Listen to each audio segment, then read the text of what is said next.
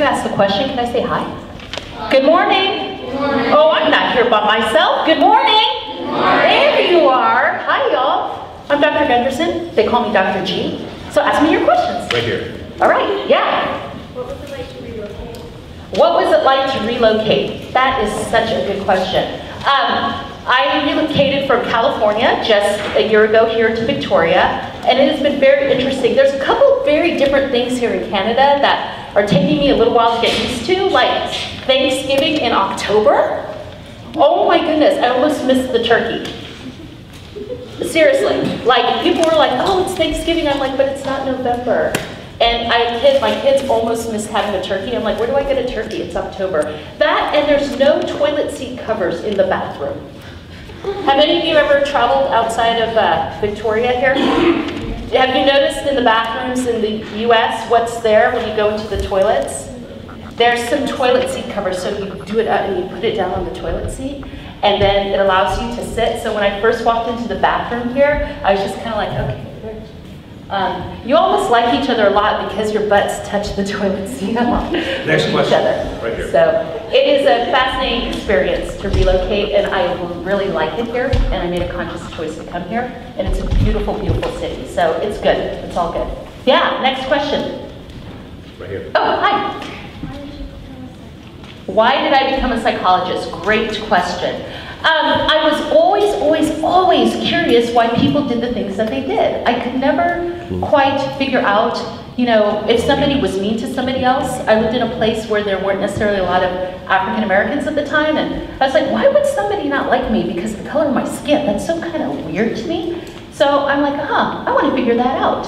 I was always fascinated by human behavior. So I was like, what is that called? And I grew to find out that that was called psychology. And I decided I wanted to really study it, but I also loved kids. So I thought maybe if I became a child psychologist, that would help me do both things. So in Jamaica, where my parents are from, they don't quite understand initially what a psychologist is, my mom. So when I told her I don't want to be a doctor, medical doctor anymore, she's like, Lisa, what are you talking about? What do you mean you don't want to be a doctor? I said, Mom, I do want to be a doctor, but a different type of doctor. I don't understand that stuff. What is that stuff? Psychology. And so I wanted to become a psychologist to learn more about people and how the way they think, the way they behave, and why they do the things they do. And that's the field. And it's awesome, and it's never boring. It's never boring. Next question. Yeah? What do you enjoy most about your job? What do I enjoy most about my job? It's never boring. Like, I'm a Gemini, which means like I'm a twin. So I have this part of me that was able to become a doctor so I can be very studious, but I'm also kind of like the woman who watches General Hospital. I don't know if anyone watches General Hospital. I do. And so I love the fact that it's always different. Because I'm a clinical psychologist, most psychologists do research, but there's some of us that are allowed to do therapy, like the kind of things you all see on TV. I'm one of those. So we go to school for a really long time. I went to school for 7 years after my bachelor's degree. So I was in school for 11 years after high school. But it allows me to, I've been a therapist where I've been able to work with people who've been depressed. I worked with men who beat up their wives and girlfriends, domestic violence offenders. And then I also am able to do some research. I did a lot of research on ethnic identity. And for the past 13 years, I was a full-time professor where I got to teach really cool classes, like human sexuality. That's one of my specialties. Love that. I mean, who doesn't love teaching about sex? I mean, really. And I also got to teach social psychology, which looks at things like, why do people try to kill people? And like this massacre that just happened over in Boston, we're the people who try to figure out kind of why that is. So research, teaching, clinical work, oh my goodness. I mean, seriously, like I don't sit all day at a desk. And I get different people, I get to do this kind of stuff. It is the coolest job ever. Yeah. And I've been doing it a long, long time. I'm in my 40s right now, so yeah. Woohoo, yeah, I know, rock the 40s, man, it's awesome. Yeah, what next. What are some common stress management techniques that you use? Common stress management techniques, great question. There is a lot of stress in this kind of work that we do, especially when I lived at a university and I was the counselor. at the university after hours. So I would get called in. I remember a case where I got called in to a guy in his dorm room, and he was sitting on his bed, and he was like this, and he had hair like long like this, so he really was like this. And he was sitting like this, and he had a knife that was about yay long, and the knife was on the bed, and he had all this stuff around his room about death and things that he wanted to hurt himself. And so the RAs, when they walked into the room and saw him like that with the knife, they called me. And when I came in, the first thing, of course, is to secure his safety. So we pushed the knife away, got that out of the room, and then I started talking to him. And that's a stressful thing. When you're working with people and you take on, this idea that, wow, this is somebody whose life is literally like in your hands. So some of the ways that I decompress, especially because of the rules of confidentiality, I can't like go home and just sit and tell people and talk to my friends about everything that's going on. I could just say I had a rough day. So I spend a lot of time doing some reading. I do love General Hospital. So I've been watching it like seriously for like 30-something years. They just had their 50th anniversary. So I sit and I watch that, but I watch movies. I love action flicks and things like that. I also just spent some time, I love the water, which is one of the reasons I came to Victoria. I love the beach. And I love music. When you get the reggae going, when you hear it and it's like, oh, and it just kind of calms your spirit, you know what I mean? So, well, maybe you don't know what I mean, but it calms my spirit. So music and listening, reading, movies, and hanging out with my friends and family, and feeling blessed. Like when you do this kind of work, you feel so awesome and honored that you wake up every day feeling kind of good about yourself and knowing that you can help people. So those are the kind of things I do for stress relieving, and then exercising is wonderful, yeah. And I eat a lot of dessert. Love dessert, oh my gosh, I love dessert. Yeah, next question. Yes, ma'am. Why do you enjoy your job so much? Why do I enjoy it so much? I think ultimately, my father, he once told me that, he said, Lisa, he was Jamaican, right? He said, Lisa, don't forget you're not teaching psychology, you're teaching human beings. And the greatest gift you can do in your life is to service others.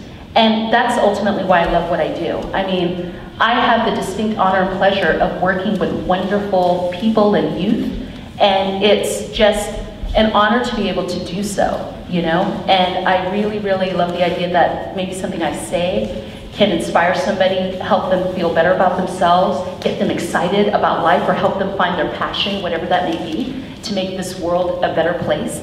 When you're teaching 250 students every semester, I've taught, and I do workshops, I do consulting, and I probably have taught thousands of people over my life. And that's just kind of an awesome thing to know that that has had impact. I've had people write me back years later saying, hey, I became a counselor because I took your class or something like that. Or a client that was really ill when they saw me, and then to see them back whole again is an amazing thing, And to know that you had a little piece of that, not a lot, but a little piece of that is an awesome feeling. So I enjoy the fact that I'm contributing back to society, that I am having a wonderful time making a difference, kind of a ripple effect. So that's why, yeah. Yeah. What are you passionate about in relation to your job? What am I passionate about? Everything. I'm so passionate about the idea of education, right? Like the idea that you all can learn something and then create something. I mean, if you just think about it for a second, you all use this thing called the computer, the internet, right? You're just so used to it, and the microwave. I remember the first time we got a microwave in our house. My mom brought in this microwave and she just stared at it, literally like for 2 months. She's like, oh, what that? That's like, it's a microwave. She goes, you know what? That can't be good for you. You put something in it, and in 60 seconds, it cook it, and then it's out. And if you don't think about it, she makes some sense. It doesn't make sense that you put food in something and it cooks it in like 2 minutes flat, right? It's kind of weird. But imagine the person who created that. Imagine the person who thought out of everything, oh my goodness, I think there's a way for us to send little text messages to each other across the world that quickly. That's an amazing thought. And so when you think about that and think about your life, and how some piece of education, something sparked somebody to think like that, that's exciting stuff. So it's just the idea that, you know, we can educate people, we can learn, and knowledge, there's so much. And it's not just about books, you know, art, music. These are the things that are wonderful. Those of you who are musicians and artists, don't ever think you're not as important as a doctor or a scientist. Everywhere around the world, somebody has a piece of music in their house. Everywhere around the world, you have art in your home. It's the one thing we all have in common. So all that stuff is so critically important. So whatever your passion is, you know, get a little bit of knowledge around that and education. You may be the next person who develops amazing kind of things. So yeah, that's just what gets me excited. Just learning, always, forever, until I'm dead. And even after I'm dead, I'll be up there going, hey, I'm learning. It's kind of cool.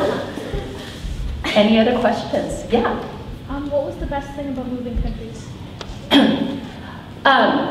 I think the best thing was a feeling of less stress, because it is so safe here and nice and just cool. I don't worry about certain things. For me or my kids, I have an 11 and a 10-year-old. I mean, 11 and 10-year-old, well, that'd have been interesting. An 11 and a 7-year-old. And I'll just give you one quick example. Here you all have healthcare. Like the first time I got sick and I could go into a mall and I was just like, what's my copay? You all probably have no idea, but we have to usually pay to, and they're like, what? Oh, you must be from the States. The idea that I don't have to worry about medical stuff is an amazing amount of stress that's off of me. And so if my mind is not worrying about that, then my mind can start to be used and occupied for other things, which maybe is what I'm supposed to be doing. So now I have more time to really think about what I'm going to do and how I'm going to impact people and how people impact me. And I can get more in touch with myself because I'm not worrying about stuff like that. So I love the fact that here you all believe that that's a right as opposed to a privilege. I don't know if that makes sense, but yeah, it's things like that, you know. And the island life is just cool, man. I mean, I'm from an island, you know, island people, we're just like, we're cool. And you all here say no worries. In Jamaica we say no problem, man, no problem. So I'm like a no worries, no problem person now. So that's cool. You had a question? Yeah. How has helping people helped you? How has helping people helped me? That's a great question. In fact, it probably has helped me in many ways more. It's helped me to appreciate my life, the people in it. It's helped me to recognize some of my own issues in a way. You know, and to understand that I need to get help as soon as I feel issues coming before they become overwhelming, and that I can get help. That's, you know, a big thing. It's also connected me to people. You know, when you help people in different ways, you begin to see what is common amongst us. And it's also helped me appreciate my differences. You know, I come from a wonderful heritage, and I own that, and I love that. I'm a wonderful Black woman, you know, that's an awesome thing. And so I bring certain things because of that, but I'm also a human being, and so the similarities and the commonalities, you learn that through helping others. And more than anything, I don't judge people. I've met so many different types of people now. Like when I told you I work with men who hit and beat their wives, a lot of people are like, oh. But after working with them, you begin to realize, wow, you know, I can see how that might happen for me, and what do I need to do so this can never happen again and they don't ever hurt somebody again, you know, and that's a wonderful thing. So helping others really makes the world just a lot brighter and wider for you to acknowledge things that are happening with yourself and with other people. Yeah, it's helped me a lot. That is it. That is it. Thank you all so much for your time. Again, I'm Dr. G. I appreciate it. I'm going to leave with your teacher some cards. If any of you have any other questions, please feel free to call me, email me anytime. No problem whatsoever. All right? Have a good one. Bye.